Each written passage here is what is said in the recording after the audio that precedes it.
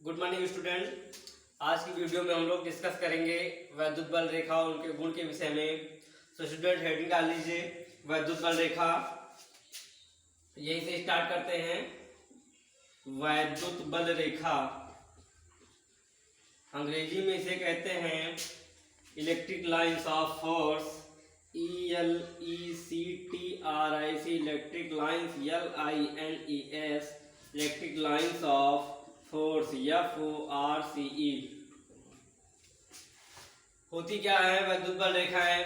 अगर किसी वैद्युत क्षेत्र में कोई काल्पनिक पृष्ठ खींच दिया जाए और उसमें से एकांक धनावेश चलने के लिए प्रेरित हो तो उसे ही वैद्युत बल रेखा कहते हैं। परिभाषा में लिखिएगा किसी वैद्युत क्षेत्र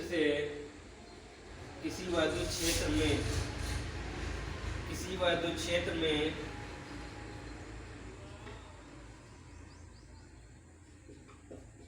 खींचा गया वह काल्पनिक एवं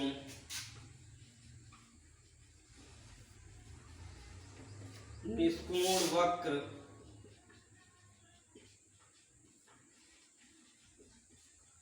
जिस पर कोई स्वतंत्र एवं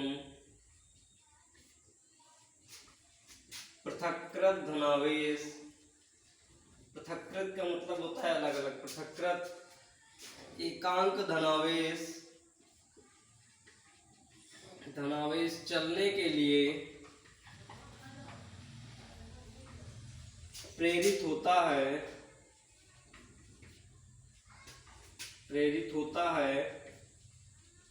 वैद्युत बल रेखा कहलाता है। वैद्युत बल रेखा कहलाता है।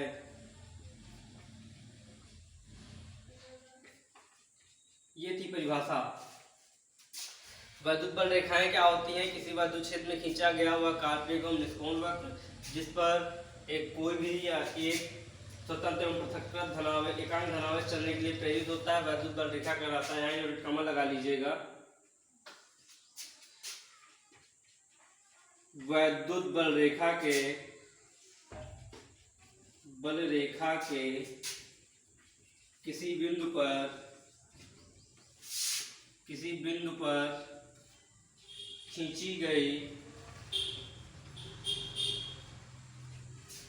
स्पर्श रेखा उस बिंदु पर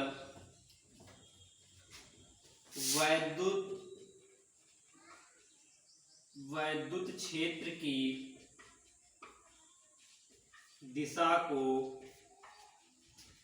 प्रदर्शित करती है। यूनिट कॉमा क्लोज कर दीजिएगा। अब जान लेते हैं वैद्युत बल रेखाएं होती कैसे हैं। वैद्युत बल रेखाएं मान लीजिए एक दंड चुंबक है, एक सिरे पर होता है प्लस, दूसरे सिरे पर होता है माइनस। वैद्युत बल रेखाएं अगर यहाँ से कोई चुंबकीय सुई रखी जाए तो ऐसे करके एक वक्र बनता है, ऐसे करके इधर भी और इधर भी, यानी धन सिरे से चलती है और ऋण सिरे पर समाप्त हो जाती है। या फिर एक खुले वक्रों के रूप में होती है। ये देखिए दंड चुंबक, एक प्लस एक माइनस, यानी ऐसे ही चलती है। ये देखिए ये खुले वक्रों के रूप में होती है, ऐसे आती हुई फिर ऐसे घूमती दिखाई देती है। यहाँ से फिर ऐसे घूमती हुई, मतलब बंद और खुले दोनों वक्रों के रूप में होती है। यहीं से जब वैद्युत बल रेखाओं के गुण हम आपको बताएंगे, 2-3 पॉइंट इसी परिभाषा से निकल आएंगे। तो अगली जो हेडिंग होगी आपकी वो होगी वैद्युत बल रेखाओं के गुण। एक बार देख लीजिए परिभाषा होती क्या है। किसी वैद्युत क्षेत्र में खींचा गया वह काल्पनिक एवं निष्कोण वक्र जिस पर कोई स्वतंत्र एवं पृथक्कृत एकांक धनावेश चलने के लिए प्रेरित होता है, वैद्युत बल रेखा कहलाता है। वैद्युत बल रेखा के किसी बिंदु पर खींची गई स्पर्श रेखा उस बिंदु पर वैद्युत क्षेत्र की दिशा को प्रदर्शित करती है। अगली हेडिंग डालिएगा आप लोग वैद्युत बल रेखाओं के गुण। वैद्युत बल रेखाओं के गुण अंग्रेजी में इसे कहते हैं features of electric lines of force. Features, FEATURES, features of electric lines of LINES, lines of force ये बोलते हैं अंग्रेजी में। Features of electric lines of force, यानी वैद्युत बल रेखाओं के गुण। नंबर 1 पे लिखिएगा, वैद्युत बल रेखाएं, वैद्युत बल रेखाएं धन सिरे से निकलकर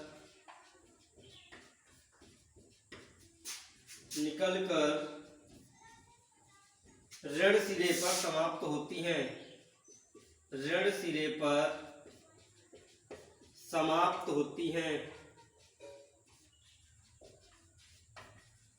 पहला गुण हुआ कि जो भी वैद्युत बल रेखा होगी वो धन सिरे से निकल के ऋण सिरे समाप्त होगी। नंबर 2, वैद्युत बल रेखाएं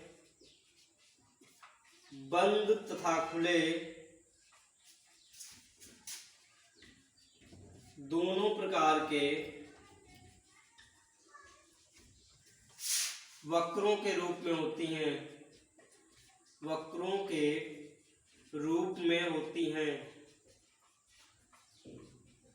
दूसरा गुण है नंबर 3 क्या होता है उसी परिभाषा से निकालेंगे। हमने लास्ट में लिखवा दिया था कि वैद्युत बल रेखा के किसी बिंदु पर खींची गई स्पर्श रेखा उस बिंदु पर वैद्युत क्षेत्र की दिशा को प्रदर्शित करती है। तीसरा पॉइंट वही होगा, वैद्युत बल रेखा के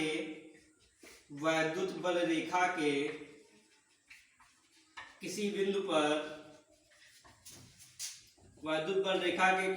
पर खींची गई स्पर्श रेखा उस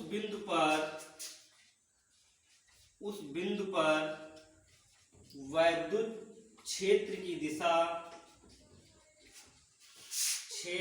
दिशा तथा उस बिंदु के धनावेश पर लगने वाले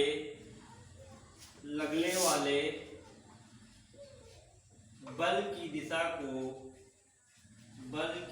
को प्रदर्शित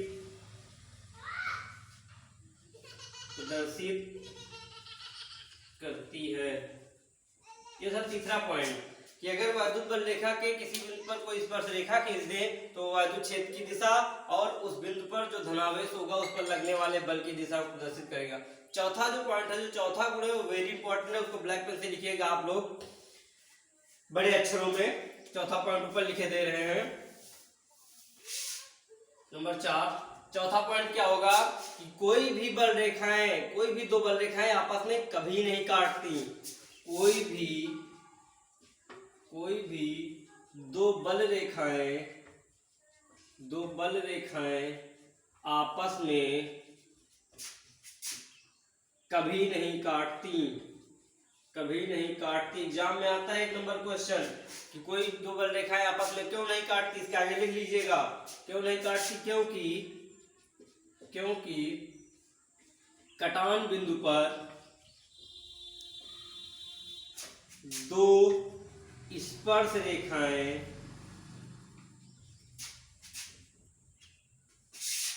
प्रदर्शित होंगी जिससे अगर मान लीजिए अगर दोनों इस बल रेखाएं एक दूसरे को काट तो कटान बिंदु पर दो स्पर्श रेखाएं प्रदर्शित होंगी जिससे उस बिंदु पर बल की दो दिशाएं प्रदर्शित